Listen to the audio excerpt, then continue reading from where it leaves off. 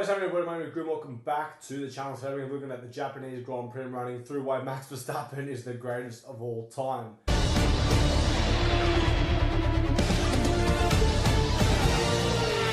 Yo, thank you, Daniel. Thank you, Daniel.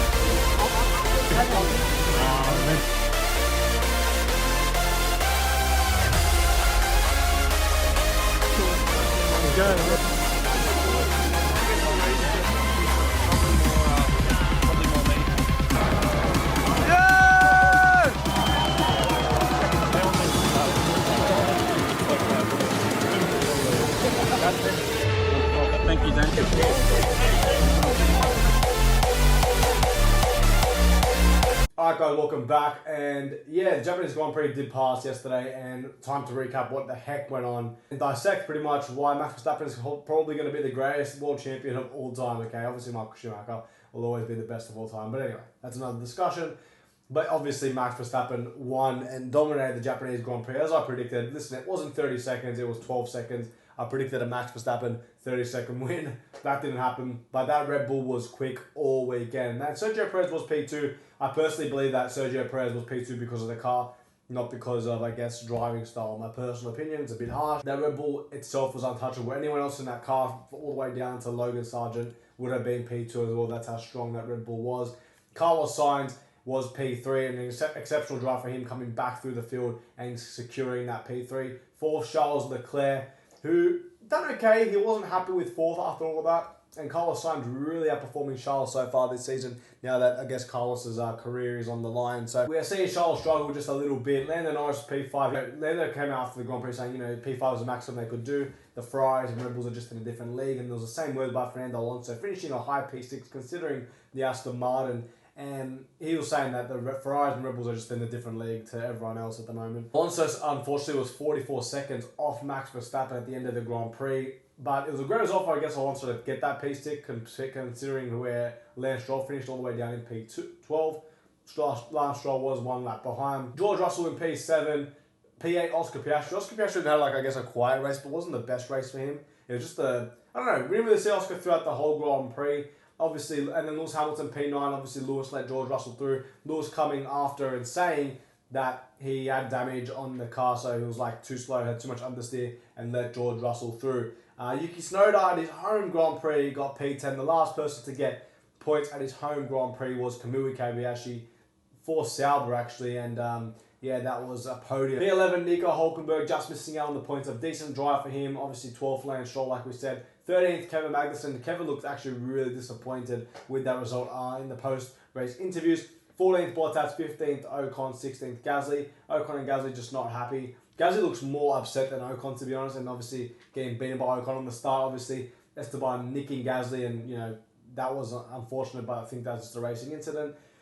Logan Sargent, P17, said he had a bit of an unlucky pit stop, so that sort of caused him to drop down to P17, but I guess we're sort of used to that with Logan Sargent. 18, Joe, who did not finish and retired the car. He wasn't happy and really doesn't want that result going into the Chinese Grand Prix, his home Grand Prix, in a couple of weekends' time. 19th, Daniel Ricciardo, and 20th, Alex Albon. Obviously, Ricciardo and Albon hitting into turn 3 and causing a red flag, which I thought was pretty good because we thought we had another restart. Because once Max Verstappen's in the lead, ciao, everybody.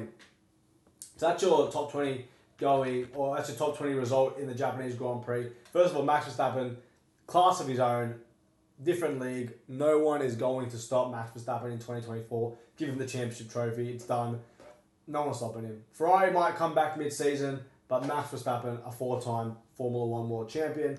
There was questions, will Ferrari be there with Red Bull? And the answer is no. Listen, tracks like Monaco, Singapore, we might see Ferrari fighting for wins, but tracks like Japan were just an all-round and it's all-round setup for the car. Mate, I tell you what, Ferrari wasn't there with Red Bull, unfortunately, and it sucks because if Ferrari do improve, we would love to see a battle between Charles, Sainz, Perez, and Verstappen for that championship. And Alonso did say that, was asked a question about him moving to Mercedes. He goes, why would I move to Mercedes when they are behind me? So that was pretty cheeky from Fernando.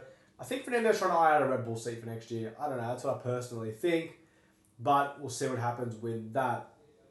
Also, Carlos Sainz is the only driver that doesn't have, or one of the drivers that doesn't have a seat for next season, and he's the only driver that has 100% podium finish record for this 2024 Formula One season. Obviously didn't take part of the Saudi Arabian Grand Prix, so 100% of the time you see Carlos Sainz on the podium so far. Now, let's go into the news after the Japanese Grand Prix. Lance Stroll had a radio rant saying that his car on the straight was so slow, and everyone actually was talking shit. I don't get why people were talking shit about that, because if it was Fernando Alonso and Alonso yelled out GP2 engine back for McLaren, it's like everyone laughed. When Stroll says something, people just hate. So, you know what?